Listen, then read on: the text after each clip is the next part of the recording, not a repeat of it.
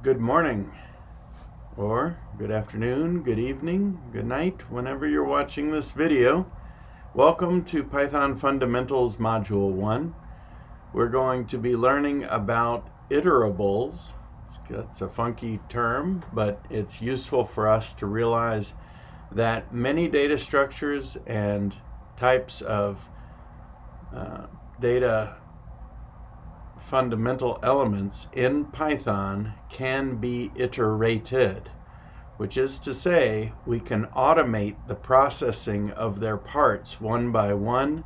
We can even select a subset of them. We can go in reverse. This is a powerful aspect of Python, and now that we're done with the Absolute Beginner series, let's start getting into these deeper, more powerful capabilities.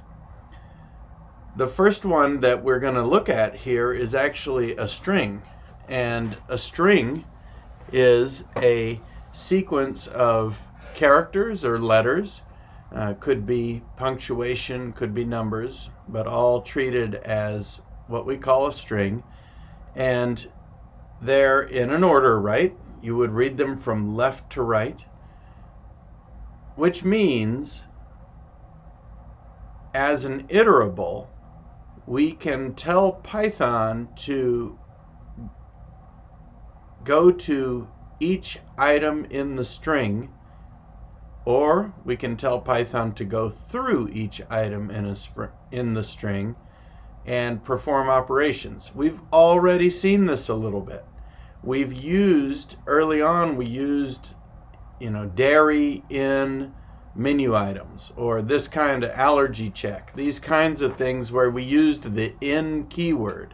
The in keyword takes advantage of the iterable nature of strings in order to do some matching of substrings within the string.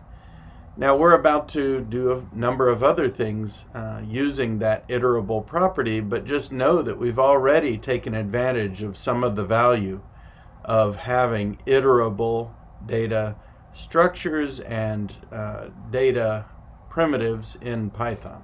Okay, now let's go ahead and dig in.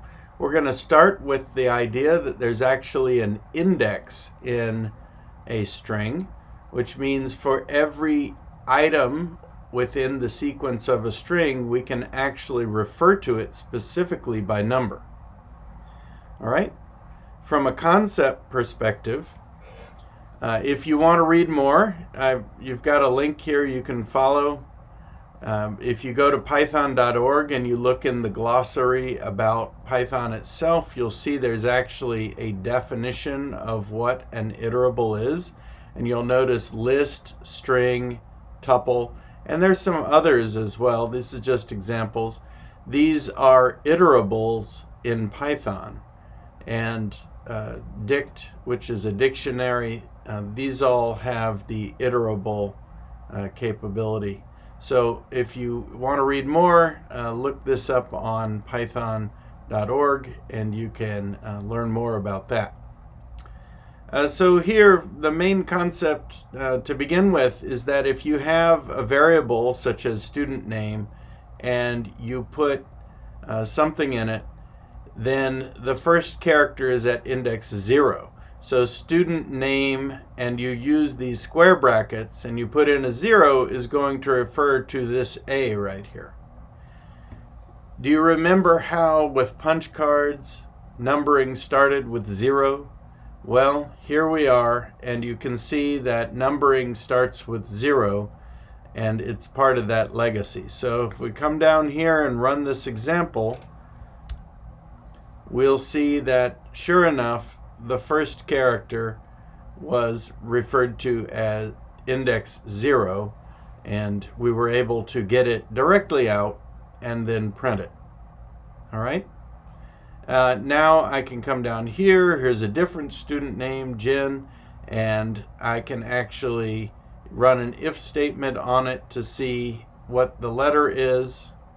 So here we can run this example and note that the result at the bottom says Winner, name starts with J, Jen. And look how that printed out. It went through this part of the elif, and it checked if the first letter dot lower, checked the lowercase version of the first letter, matched with a lowercase j. In this case it did, and it printed out name starts with J, Jen. And here's why it printed that out. We can see the print statement. All right, here's an error. So if we run this one, string index out of range. So what's the problem here? We're trying to get the 6th character, at least we think we are, but remember the numbering starts with 0. So actually this is 0, that's 1, that's 2, that's 3, that's 4, that's 5. If we want the last one here, we have to do a 5. And now we get our S. If I want the first one, I have to do a 0. Now we get our T. So that's the main thing about learning to use the index for an iterable, is that the index, this is called the index, of the various characters in the string in this case, the index is going to start with 0. So when we're referencing pieces of an iterable, realize the index will start with 0. Okay, so now if we come down, assign a string 5 or more letters long to the variable street name, print the first, third, and 5th characters. You know that the first character is going to be at 0. The third is going to be where? So you can figure that out. Notice the little reminder up here. I think you can do this. So run through that task, create an input variable, team name, ask that second letter equals I, 0, or U, test if team name, second character equals I, 0, or U, print a message, use if, elif, else. So this is using the same logic we just saw in this example. So you should be able to run this as well and do that test. As an input variable, of course, we're looking for that input with the parentheses. So you're going to ask for someone to give you a team name. And then you're actually going to go through and make some kind of message in case, maybe you'll just say, the second character was I, the second character was O, the second character was U. So another thing we can do with indexes is we can actually tell Python to go in reverse. This is pretty cool. This is one of the things that people like about Python because it saves you a lot of time. Notice you can just put a negative. And if you do negative, so negative 0 doesn't make sense. So when you're going in reverse, the numbers don't quite operate the same as they do going forward. So negative 1 is actually the last character. So we can test this out. Let's go back up to our Tobias example up here. And what if I were, remember we can do 5 and we can run that and we get the S. What if I come over here and then I do paste this in and I go back and I do negative 1? I got 2 S's. What if I do a negative 2? I got an A. So do you see how it's a little bit different in reverse? It doesn't start with 0 in reverse, only going forward. That can trip you up. So keep that in mind. And then down here, we can run this example. So review and run. Student name's Joanna.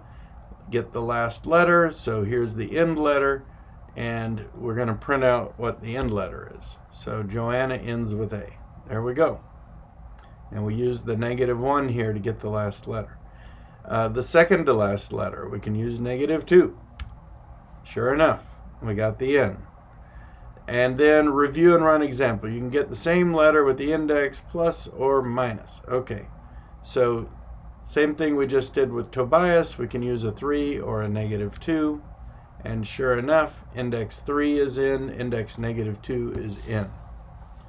because when we looked at Joanna, as if we go back to 1, 2, there it is. If we go forward, we get 0, 1, 2, 3. So the n is 3 going forward, and it's -2 going backwards. All right, assign a string of 5 more to street name, print the last 3 letters, last 3 characters. So you're going to have 3 print statements here, and they're going to, well, you could actually have 1 print statement with 3 different index calls put in there. So you're going to print the 3 characters, create and assign a string variable first name, print the first and last. So you can do that too. I think you got it. All right, let's see what the error is here. Now, every time you get an error is your buddy. You need to really pay attention to errors. And when you look at an error, this one's telling me there's a type error. It's telling me a string object is not callable. It's not callable. And it's telling me the problem is on line 4. Do you see this little arrow it typed out? It said the problem's on line 4. Now, if I roll back over here, and I take a close look, I was trying to access an index, but I'm treating shoe like a function. But shoe isn't a function. Shoe was defined as a string up here. So it told me the string is not callable. Well, of course it's not callable because it's not a function, it's a string. What I forgot is that I have to use square brackets when I use an index. And so here I have to have an index with square brackets. And if I do that, it fixes my problem. So this is one of those kinds of errors that are common, and it happens when you're tired or you're not paying attention to a small detail. The error message itself helps you. You have to pay attention to the error messages. Once you do that, you can fix this kind of problem. All right, we're going to move on. This time we're going to talk about substrings and an idea called slicing. So what's cool is we can actually grab a smaller piece of an iterable, in this case a string, and we can do it by, a minute ago we were simply giving a single number in the square bracket. Now we can actually give a start number and a stop number with a colon in between. And that'll allow us to grab a substring of a string. Got it? Now remember how the index works differently in reverse. So when we say student name 2 colon 5, so if we set our start number as 2 and our stop number is 5, it's going to go up to 5 but not include it. So it's going to go 0, 1, 2. So right here the L is 2, 3, 4. That's index number 4. It's going to stop after index number 4. It's not going to give us index 5. So here's Colette and here's 2, 5. And if I come down here and I run the example, sure enough, I get LET. It did not include the character at index 5.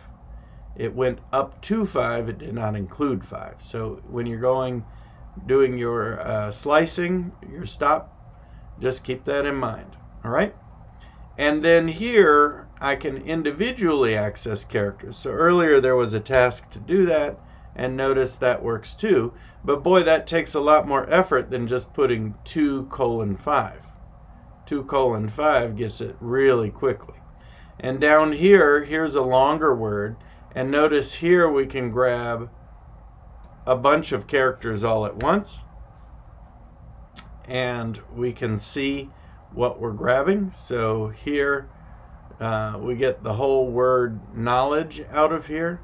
And knowledge is 3rd character through 11th character, up to the 11th character. And so, or the one, it's the 11th character, but the 11th character is actually at index 10. So you can see how you got to think carefully to go through this. And then over here you can see there we go, long word index 10.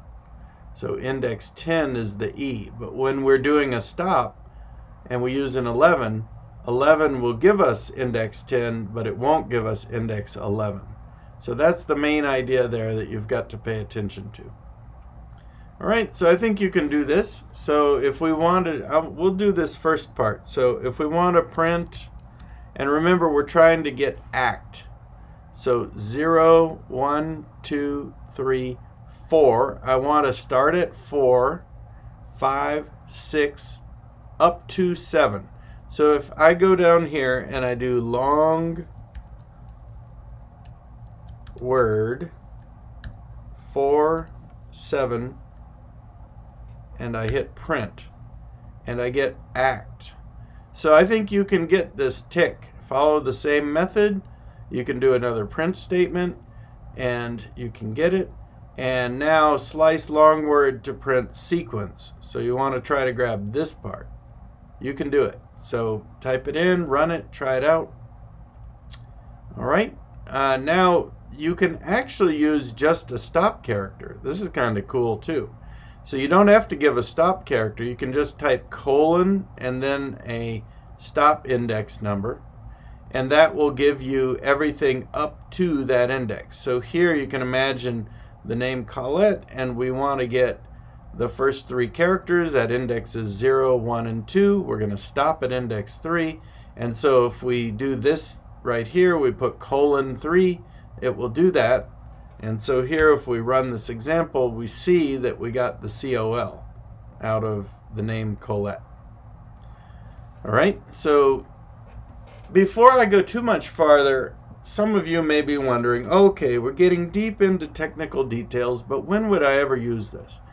Well, it turns out when you're processing data and you need to split apart a bunch of different items, or you need to process each piece by piece, this becomes really powerful. That happens when you have a list of items in a for sale bill of sale. It happens when you have a bunch of items that are in a sequence for any number of things. It may be a timeline for an order that's being shipped. It could be all kinds of different scenarios. This is just a powerful capability in the programming language that you can learn and then apply into a variety of scenarios where it may be important. Okay, we have, let me run that so that it's clear. Print the first half of long word. First half is kind of funny, so we can count and then decide the first half.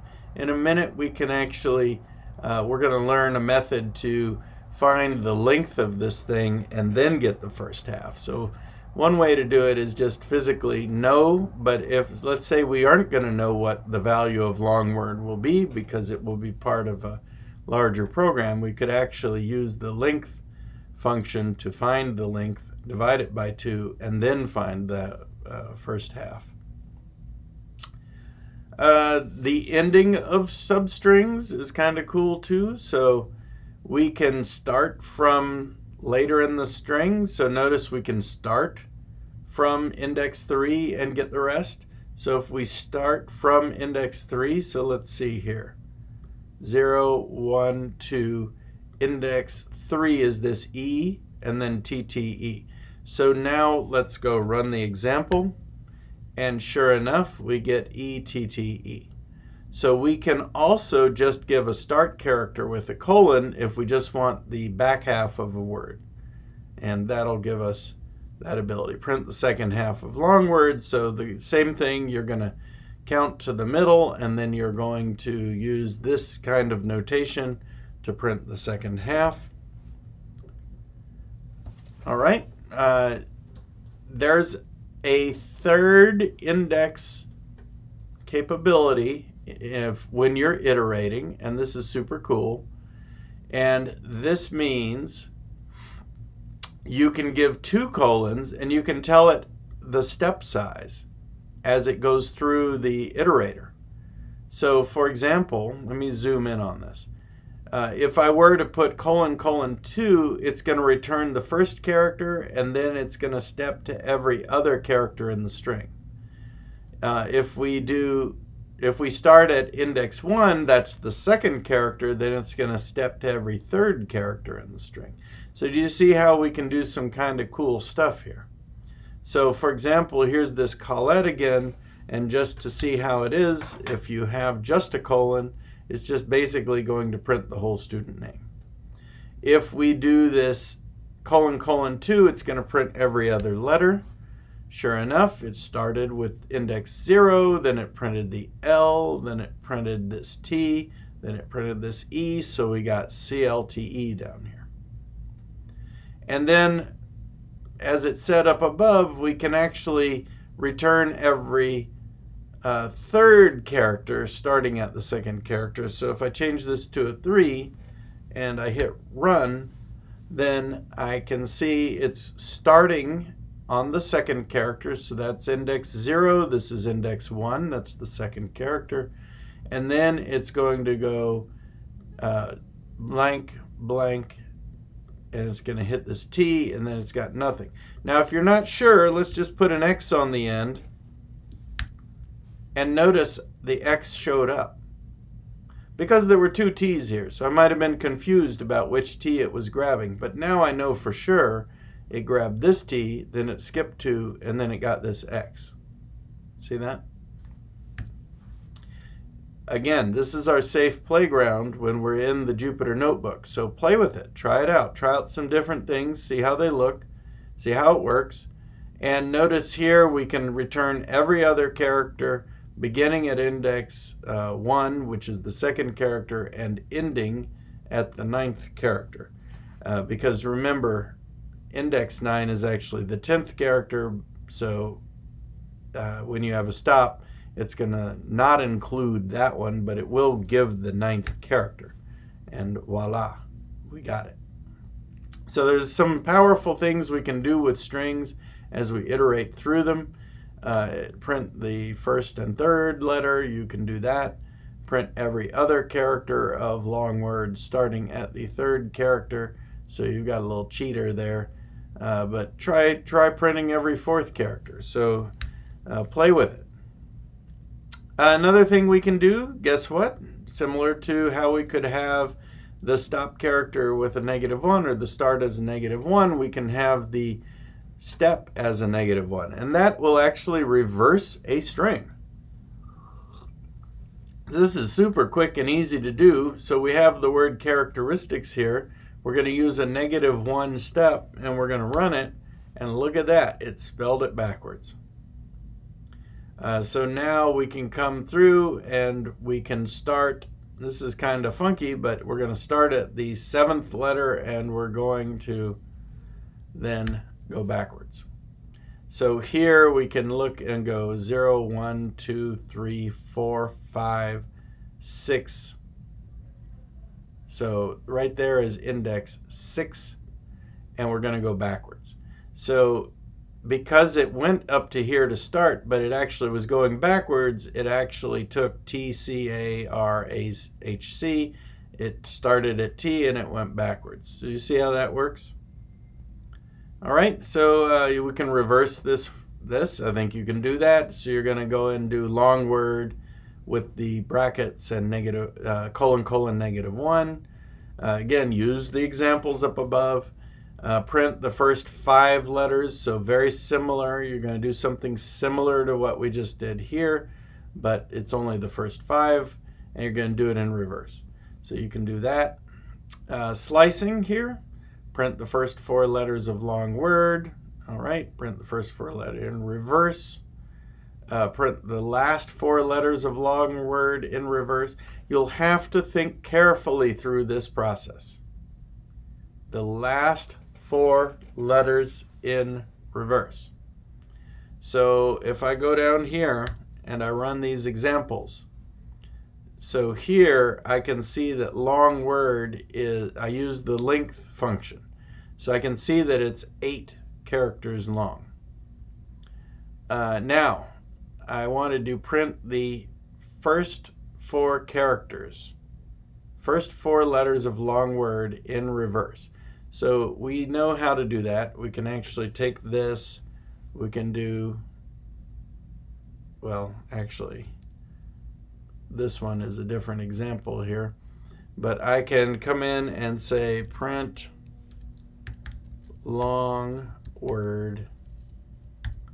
And if I want the first 4, then index 3. And I can do it in reverse. And I can hit return. And I get my first 4 in reverse. And there it is. Now, think through these other pieces. How does it do what it's doing? All right, so you can work through those. Iterating through characters in a string. So if we come down here, we can see we can go through characters one at a time. As I mentioned earlier, because it's an iterable, we can use this for in lingo. So we can come down here, have a word, and we can run it. And we can see that it's going to print each letter. Same sort of thing. Importantly here, we could have called this anything. We could have actually said X and print X. Whatever we put, it will work. Do you see that? So down here you could say word for item in word. So we can do that. This is arbitrary. This is something you set when you're programming. This is the iterable that you feed to the for in loop. And this is just a reference. It's like when you define a function, this is a label that gets put onto each iterated item in the sequence so that you can then do things with it in the loop. That's just your reference label that you're going to have for each item in the sequence. And it's arbitrary. So like here you can see XYZ. So we can run that and we get piano.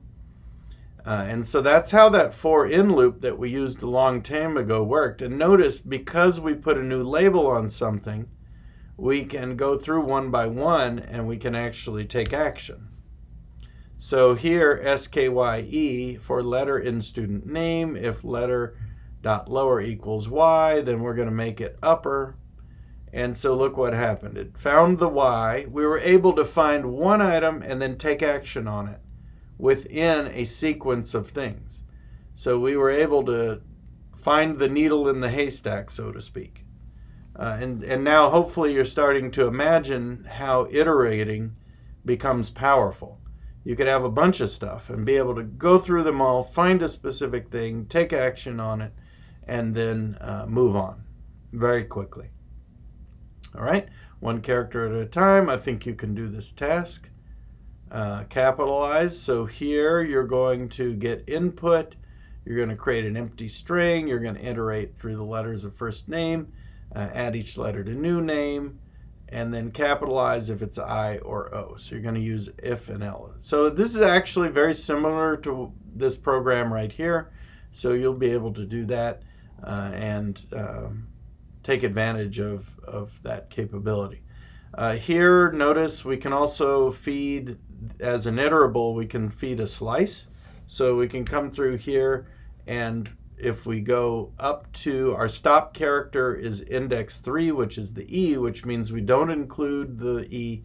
And so we can actually get a substring, and feed it to here and go through. We could have gone backwards. We could have gone backwards here. So if I just put the stop as 3, I get nothing because that's the last one. If I put the start as 3, I get the whole thing because it actually will go through the whole thing. So if I just want to go the sky backwards, then I could do that, and I could do letter dot lower because each of these is a string, and now I can make them all lower. Lots of possibilities. Here we can iterate backwards, so this is what we just did, so now you can kind of see that. Here, same thing, I think you can do this one. So print a variable, other word, made of every other letter. So you're going to have a loop that does that.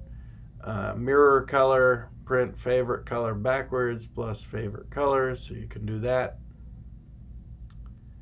And let's take a look. So some of the things we may have seen but not thought too much about are these string methods. So the length of a string, because it's an iterable, there's a special function that will count. Now, one thing I want to point out, it's a little bit irritating, but it's a legacy of the history of Python. When you use length, you just feed the string to the length function. It should be a .len parentheses. That would be the right way for it to happen, but because of the history of the programming language, it hasn't gotten unified yet, and so length does not work like it, the standards for methods now are, because it's such an old part of the language, whereas count and find work like methods. So when we learned object-oriented programming, we learned you can do .count, and it's like having a function specific to that object, or in this case, a string, and it will operate on that specific one. Well, in the case of length, you got to just type length or len and then parentheses and feed the iterable, in this case a string, to length, and it will count the number of items in there. So we can see length, count, and find. So, and count returns the number of times a character or substring occurs. All right? And then find will find the index of the first character of a substring match. So this is kind of cool. We've got some powerful capabilities here, so we can find all the E's, or in this case, we can count the number of E's. We could find the first E. We can find a U in a, notice we can do a slice with find. The slice does not work quite the same. We have a stop and a start character with the find method, but we don't use the hard brackets. We feed them in as the second and third parameters to the find method. All right? And so now you can imagine work tip, save your code, and then length of work tip, so it's going to count the total number of characters there. We should see 1, 2, 3, 4. It counts the space, 5, 6, 7, 8, 9, 10, 11, 12, 13, 14. Okay? And then it's going to count the number of E's, so we should see 2. It's going to then find the index of the first space, and the first space occurs at 0, 1, 2, 3, 4. So we can run some of these, and let's just see what we get. So I'm going to go ahead and zoom out a little bit and run it. And sure enough, we have 14, 2, 4, the index of the U looking in this slice. And so we can see that, find the index of E, searching a slice of work tip starting at 4 and 13. So we've got a variety of things where we can look. And I think it's important, notice with the find here, where we didn't want to find the first E, so we told it to start at 4. And it still, though, told us 13, which is the very last index number in the original string. So even though it started at the 4th index, it referred to the index number based on the whole string, it didn't make a new index for the slice. So when we got this 13 out down here, it's telling us in the original string, the item we found is index number 13. That's really important to note, because later on it could matter to you when you're trying to do things. So here we can actually do the length. There we go. Now check this out. What if I did length like this, and I did divided by 2, and I hit return? I now get 13.5 out here. So I actually can take action on this length result if I wanted to find a midpoint.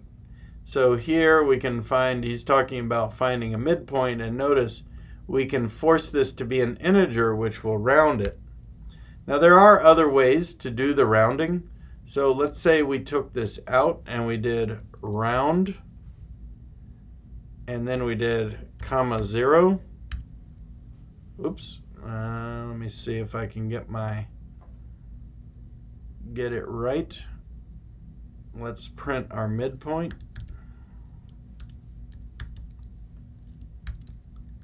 Here.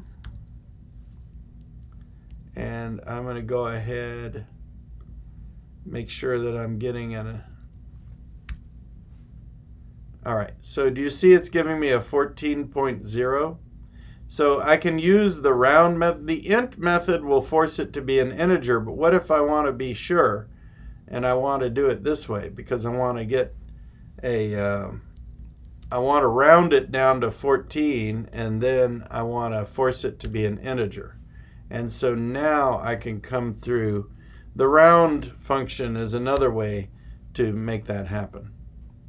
And of course, you can go back to the original here as well. But if for some reason work tip gets a little bit longer, so let's just put a period on here, these will behave slightly differently.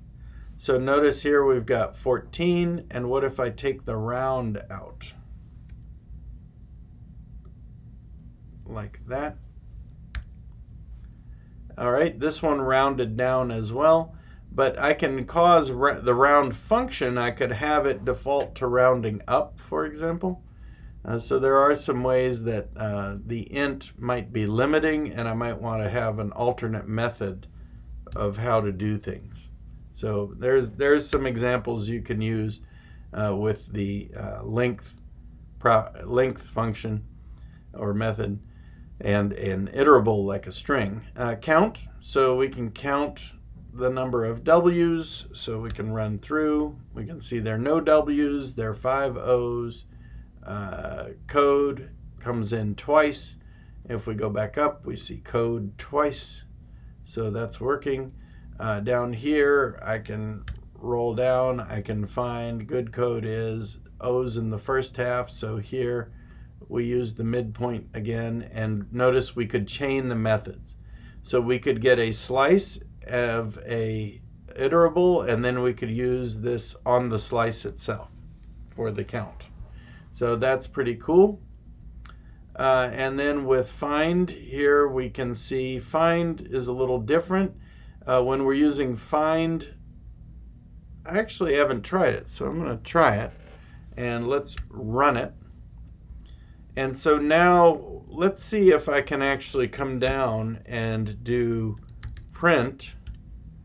I wonder if we can do work tip. Can we feed the find method this like this? I've never tried this, so let's just try it and see. And actually, it's telling me search for meaning in the substring, and you'll notice up here our string. So if we go back up to our work tip, it was good code is commented code. And so when we come down here and we search for meaning, we don't get it. But if we search for code, we find the first index, the first one is at 10. And I can similarly, I could switch this to code. So it does work actually.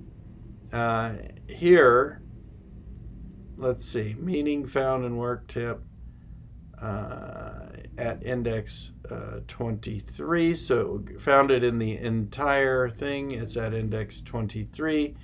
But here, when I did it this way and I did the find, it actually pulled it out of the new index. So it created a new index for it in this case.